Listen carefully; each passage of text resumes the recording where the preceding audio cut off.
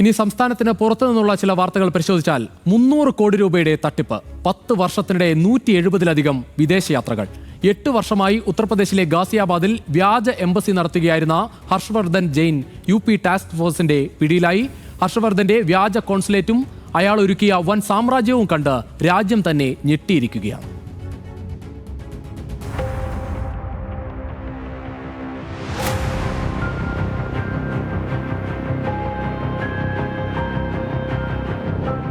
ഇന്ത്യയിൽ 8 വർഷമായി ഒരു വ്യാജ കോൺസുലേറ്റ് പ്രവർത്തിക്കുന്നു. അതും ഉത്തർപ്രദേശിലെ ഗാസിയാബാദിൽ. വലിയ ബംഗ്ലാവ്, നയതന്ത്ര നമ്പർ പ്ലേറ്റുള്ള ആഡംബര കാറുകൾ, വിവിധ ദേശീയ പതാകകൾ, ഇതെല്ലാം പ്രൗഢിയോടെ നിരന്നിട്ടും ഒരധികാരിയുടെയും കണ്ണിലിത് പെട്ടില്ല എന്നതാണ് ഒന്നാമത്തെ അതിശയം.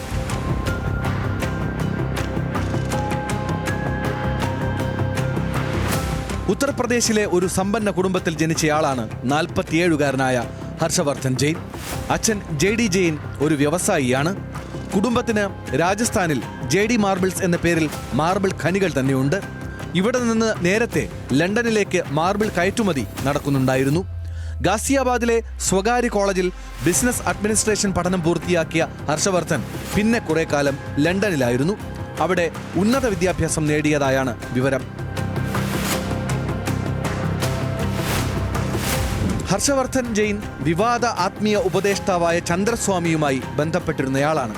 സൗദി ആയുധ വ്യാപാരിയായ അദ്നാൻ ഖഷോഗിയെയും ഇന്ത്യയിൽ ജനിച്ച തുർക്കി പൗരനായ അഹ്സാൻ അലി സയ്യിദിനെയും ഹർഷവർദ്ധന് പരിചയപ്പെടുത്തിയത് ചന്ദ്രസ്വാമിയായിരുന്നു. സയ്യിദിനൊപ്പം ചേർന്ന് ജെയിൻ UK-യിൽ 1 ഡസനിലധികം ബ്രോക്കറേജ് സ്ഥാപനങ്ങൾ സ്ഥാപിച്ചിരുന്നു. ദുബായിലും മറ്റ് രാജ്യങ്ങളിലുമായി താമസിച്ചിരുന്ന ഹർഷവർദ്ധൻ ഇടയ്ക്കൊരു തവണ ഇന്ത്യയിൽ വെച്ച് പോലീസ് പിടിയിലായിട്ടുണ്ട്.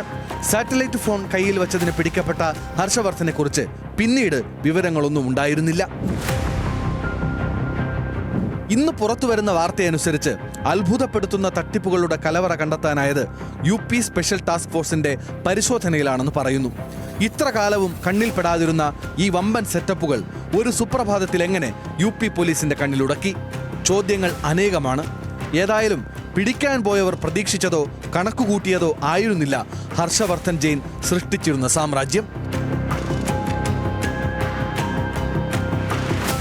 ഗാസിയാബാദിൽ ആഡംബരത്തിന്റെ അവസാന വാക്കെന്ന് പറയാവുന്ന തരത്തിലൊരു 2 നില ബംഗ്ലാവ്. അവിടെയാണ് വ്യാജ എംബസി പ്രവർത്തിച്ചിരുന്നത്. വിദേശത്തേക്ക് ആളുകളെ കയറ്റിവിടലും നിയമവിരുദ്ധ നെറ്റ്വർക്കിംഗ് നടത്തലുമടക്കം വലിയ ഡീലുകളാണ് വ്യാജ എംബസിയിൽ നടന്നു വന്നിരുന്നതെന്ന് അന്വേഷണ ഉദ്യോഗസ്ഥർ പറയുന്നു. ഇത് 8 വർഷമായി തുടരുന്നുവെന്നും ഉദ്യോഗസ്ഥർ പറയുന്നു. നിലവിലില്ലാത്ത വെസ് ആർക്കിറ്റിക്ക, സബോർഗ, പൗൾവിയ, ലോഡോണിയ എന്നീ രാജ്യങ്ങളുടെ കോൺസൽ വേഷം കെട്ടി വൻ തട്ടിപ്പ് തുടരുന്നതിനിടെയാണ് ഹർഷവർദ്ധന് പിടിവീഴുന്നത്. മൈക്രോനേഷനുകൾ എന്നറിയപ്പെടുന്ന ഇടങ്ങളിലെ 12 വ്യാജ നയതന്ത്ര പാസ്പോർട്ടുകളും ബംഗ്ലാവിൽ നിന്ന് പിടിച്ചെടുത്തു.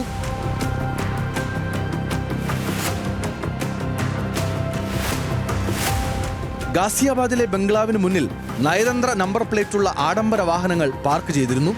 യഥാർത്ഥ കോൺസുലേറ്റിന്റെ പ്രതീതി ഉണ്ടാക്കാൻ രാജ്യങ്ങളുടെ പതാകകൾ ഉയർത്തിയിരുന്നു. ഓഡി, മെഴ്സിഡസ് ബെൻസ് അടക്കം നിരവധി കാറുകളാണ് ബംഗ്ലാവിൽ ഉണ്ടായിരുന്നത്. വിവിധ രാജ്യങ്ങളിൽ നിന്നുള്ള 34 സ്റ്റാമ്പുകൾ, 2 പാൻ കാർഡ്, 12 പ്രീമിയം വാച്ചുകൾ എന്നിവ ആദ്യഘട്ട പരിശോധനയിൽ കണ്ടെത്തിയ ഏതാനും ചില വസ്തുക്കൾ മാത്രം. വിദേശയാത്രകളിലൂടെയും വ്യാജ എംബസികളിലൂടെയും വൻ ആയുധക്കടത്ത് നടത്തിയിരുന്ന ആളാണ് ഹർഷവർദ്ധൻ ജെയിനെന്ന് സ്പെഷ്യൽ ടാസ്ക് ഫോഴ്സ് ഉദ്യോഗസ്ഥർ പറയുന്നു. ഹർഷവർദ്ധനെ നാളെ കോടതിയിൽ ഹാജരാക്കും. മഞ്ഞുമലയുടെ ഒരൊറ്റ മാത്രമാണ് ഉരുകിയിരിക്കുന്നത്. വരും ദിവസങ്ങളിൽ ഹർഷനുണ്ടാക്കിയ വലിയ സാമ്രാജ്യത്തിന്റെ വിവരങ്ങൾ പുറത്തു വന്നേക്കാം.